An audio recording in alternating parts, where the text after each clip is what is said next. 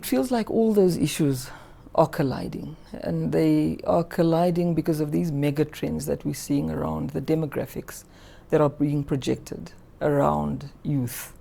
And if you see most of the things that are starting to happen around the continent, obviously Africa's not a country, but if you look at a lot of the challenges that you're seeing, it's related to youth discontent with leadership. So the way I see it, I think it's optimistic, because you're seeing leaders coming into positions now who are relatively well equipped, but you're also seeing an incredible and deep frustration from youth that they feel they're not being taken seriously. They're frustrated about unemployment related issues, about governance related issues. And then there's structural challenges on the continent that have historically not been addressed at the scale that they need to be addressed. And so you've got all of these things colliding at the same time, of good leadership, good governance, youth frustration, and general impatience of just get it done, fix the things that need to be fixed. So I think we've run out of time as a continent. We now need to start delivering on the things that we've been talking about. We've run out of time as the continent. We need to start delivering. Do you think leadership is fully aware that it can't be business as usual? I can't imagine leadership not being aware. What I do see, though, is if you look, for instance, what we just talked about, whether it's urbanization, whether it's youth demographics and what they projected to become by the year 2050, it's not unaware. I think we may be ill-equipped to deal with the scale of the problem from a capacity perspective. And I really want us to talk about this issue of capacity. And anyone can disagree with me, but I think we pay too much attention on corruption and too little attention on capacity. And I want to explain it. Corruption costs us, but it has a limit. Incompetence has no limit. And it's not to dismiss corruption as a non-issue, it's an issue. But the two are really evil bedfellows, corruption and incompetence. You can get a corrupt person who is competent, but they will align themselves with a person who's not corrupt, but who is incompetent. And the reason they'll align is both require the same thing. They don't want to be held accountable. So the crux, I think the issue that we need to get right, it starts and stops with leadership. But more than that, we need leadership that appoints the right people, but holds them accountable. You talk about capacity. How do we build that capacity? So you get into the leadership, and then you start appointing people in your cabinet because of politics, because of ethnicity, because of all kinds of reasons, but not because of ability. So I think we need to really get to the point where we solve the issue of capacity by getting the right people into the right places, regardless of the things that we currently prioritize. People want delivery. They don't care who delivers, and they'll vote you out if you're not going to deliver. So you then have an obligation, really, to appoint the right people. I think, so it starts and stops to me with leadership and who they surround themselves with.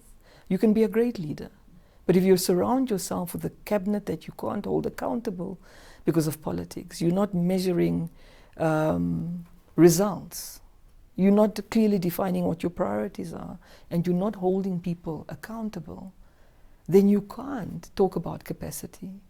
Because the right people will surround themselves with the right people who will surround themselves with the right people. Because it's not just the president, it's not just the cabinet, it's the technocrats as well.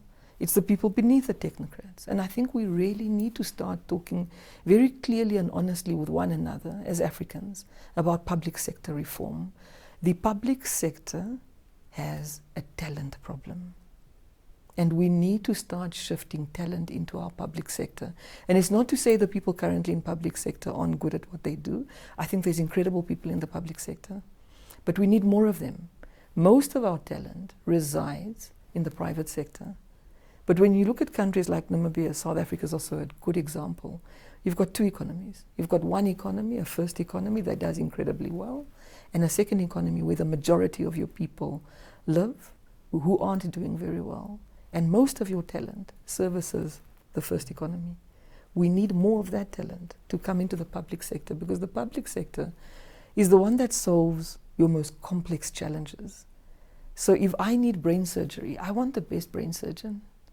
So if our public sector solves our most complex problems, we need our best brains in the public sector to resolve those complex problems. You find a situation where leaders don't at times appreciate competent people because they might question certain decisions. How do we ensure that leadership understands that if you surround yourself with yes men and women, the country will collapse? I can't imagine a single leader who hasn't looked around in the last 12 months and started to realize that something has to give. In Namibia, you hear for the elections, 70% of our registered voters are under the age of 40. You look at the leadership in Senegal, you look at what happened in Botswana, there isn't a single leader who's not asking themselves, what is it that I need to change? And I think one of the answers is what you just talked about. It's who you surround yourself with. It's holding them accountable and making sure your public sector works, because people are frustrated by the lack of service delivery. So the question there is really, it's to what extent can leaders really make a decision? Do our political systems, maybe that's the question, do our political systems, are they capable of delivering the right people for leaders to select, to make their ministers? If their answer is no, then maybe we need to start looking at our political systems and how we get people on our party lists, how we get people into these roles where critical decisions and implementation needs to be done. You also spoke about structural challenges. What are those structural challenges? I think it's easy. The most unequal country in the world from an income inequality perspective is South Africa. The second most unequal country in the world from an income inequality perspective is Namibia. And this structural inequality affects everything. It affects healthcare, it affects education, it affects our entire social sector and what you can get done there. You look at the percentage of the money from the fiscus that goes to welfare. It has to go to welfare because of these structural inequalities. So we see these structural inequalities manifest themselves every single day. And if we're not going to be frank about what we need to do to redistribute our economies so that more people participate in the economy, we have a problem. If, in any group of people, if only a small part of the group benefit from whatever resources they are, the majority at some point will have no interest to keep the group healthy and alive. As a matter of fact, they'll want to get rid of the small grouping of people who are benefiting the most from the resources. So inequality, it risks all of us. The issue of inequality, you are correct, can be a trigger to even security instability. But how do we address these inequalities? What should be the focus of countries, particularly our region? I think it's equitable distribution of resources. It's resolving our land problems in a way that's equitable. And when I speak about land, I'm not only speaking about land as an economic resource, I'm also speaking about land as a social safety net. You'll notice a feature. It's certainly true for Namibia. If you go into our prison complex, into our prison systems, and you go look at the composition of the people in your prisons, and you'll discover, and this is true for Namibia, our biggest composition are people who are landless. And why? It's a social safety net. Where I come from, we still have access to our ancestral land. When we have a nephew or a cousin who's becoming unmanageable, they get sent to the rural areas. It's a social safety net. So more there's an economic resource, it's also important for communities to have access to land. So these are all the issues: economic distribution of resources, fair distribution of resources, resolving issues of corruption, but also resolving issues of land and other natural resources in a way that the majority benefit. The other big challenge is the economy. How can we grow the economy in the region? or different countries. We know that there were challenges, the collapse of the financial system that affected countries around 2008, 2009, and then there was COVID. The economy in the region is very sluggish. So there is no regional economy. Every country has to look at its own dynamics and what drives growth and what suppresses growth.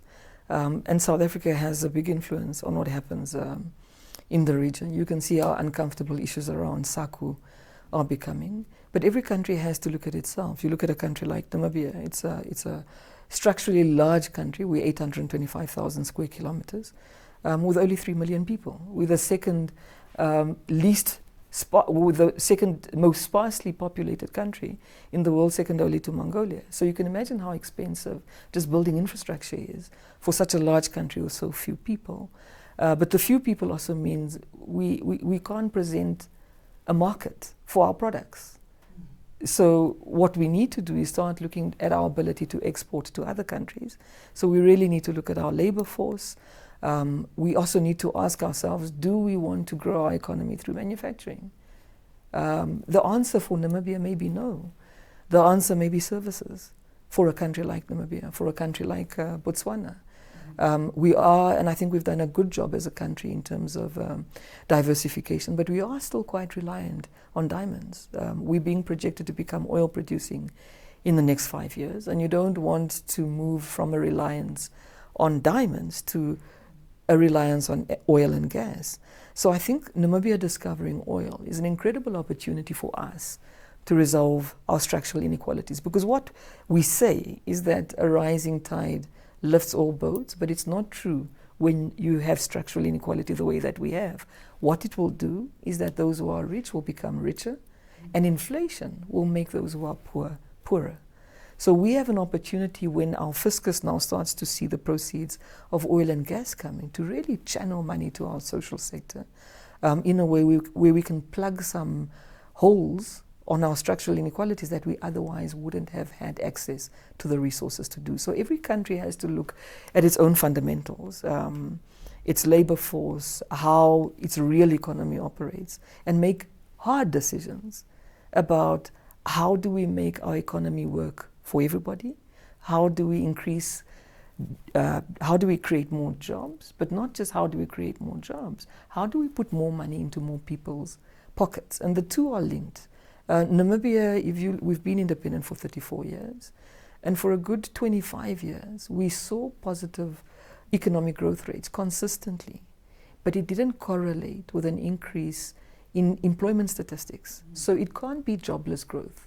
Growth that is jobless is meaningless for the poor. So we really need to see how do we increase the growth rates of our economy, but in a way that it significantly resolves the very serious unemployment statistics that we see across the board, particularly for young people. Let's talk about women. The youth have challenges, but women too on the continent and in our respective countries. How do we empower women? I mean, empowerment of women, sometimes it's, the project, and that's not real empowerment. Yeah, I think we normally talk about empowerment of women from the perspective of economic empowerment, but I think it's empowerment at all levels. And what we're struggling to do, not just as a continent, I think it's a global issue. We've been talking about the economic empowerment of women. We've been talking about gender equality. And we had talked earlier about the SDGs.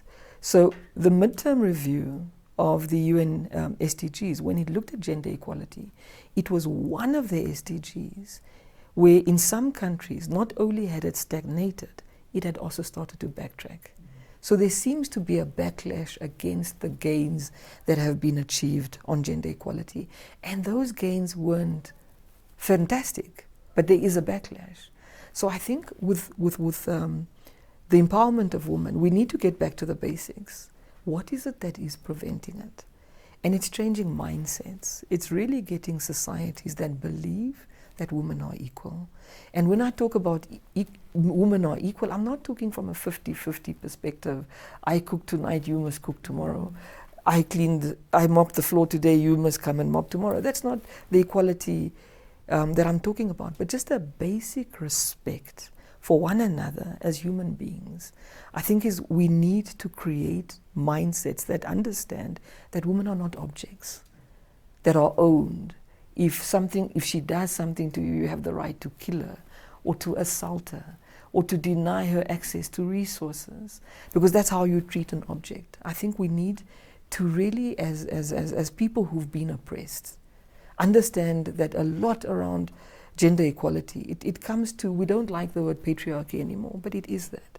We must dismantle the patriarchy.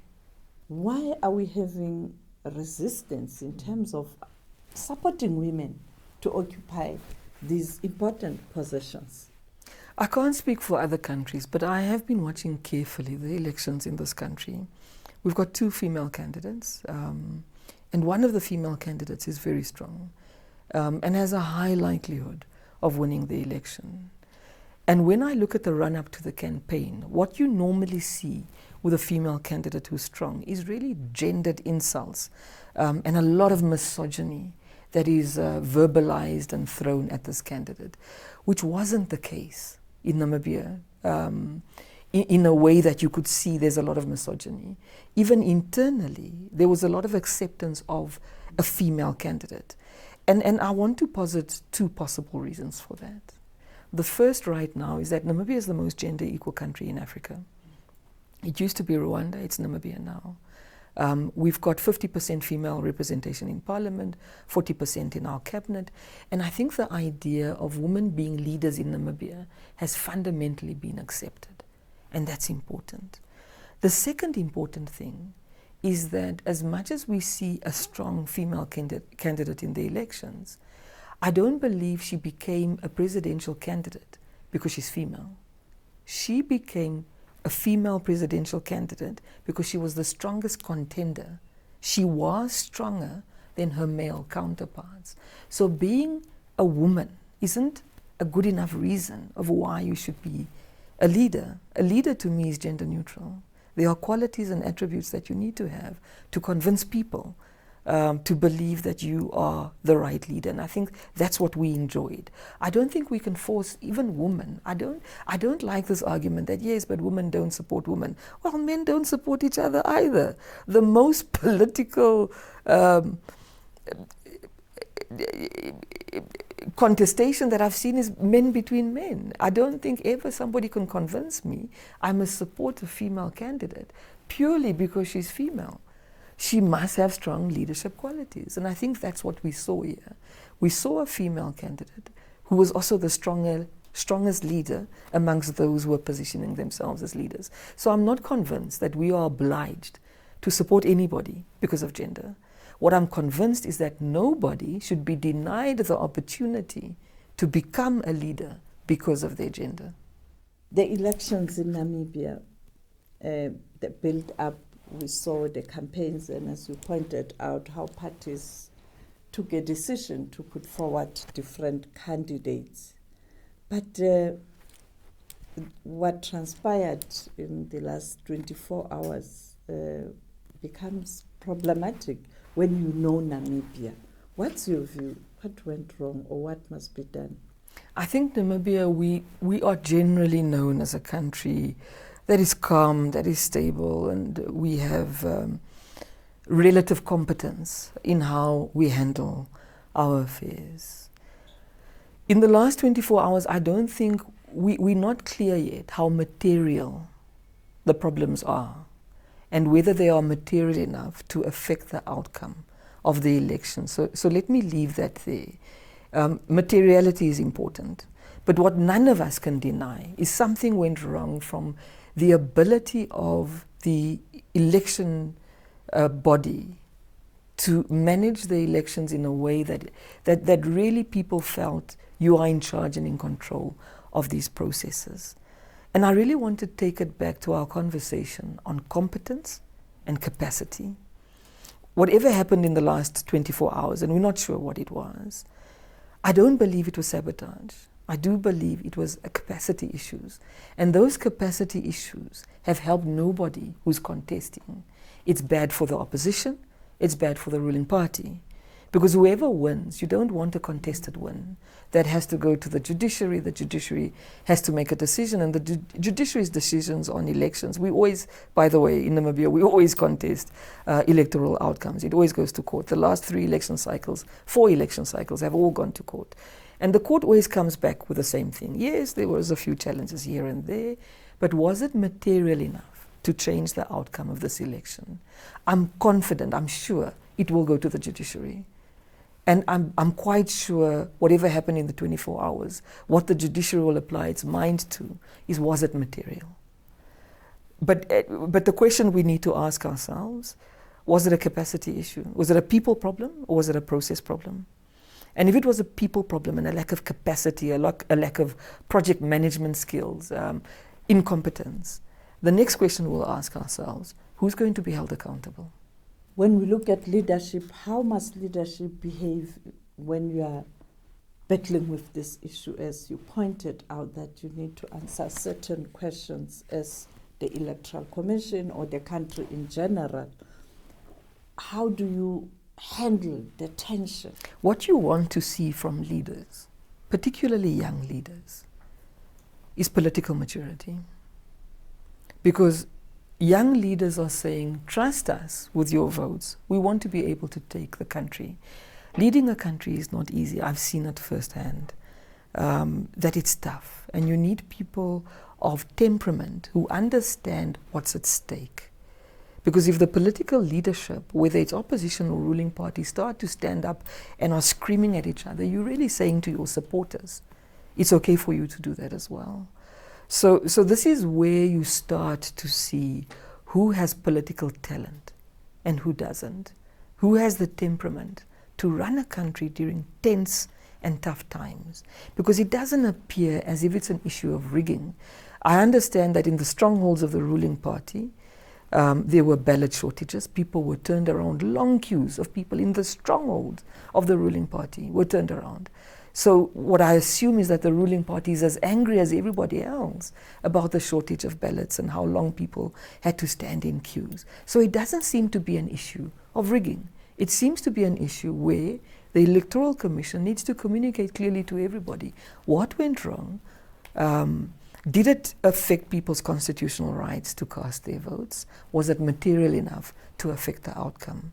And I think this is the time for leaders to be calm and to also project their ability to manage issues when they don't go their way. And I think we're starting to see that there are leaders who do not have the political talent to run countries, no matter how much they project themselves. It's not enough to say, this is bad leadership, I'm good leadership. But when tough times comes, the first thing you start to do is really start talking as if it's almost, you know, lots of things are happening in other countries where citizens have the right to be angry. But the fundamentals in Namibia, it's a well-governed country. There's good governance here, stable democracy that is mature. And we want leaders who will take over in that fashion, not leaders who will come and make the country burn.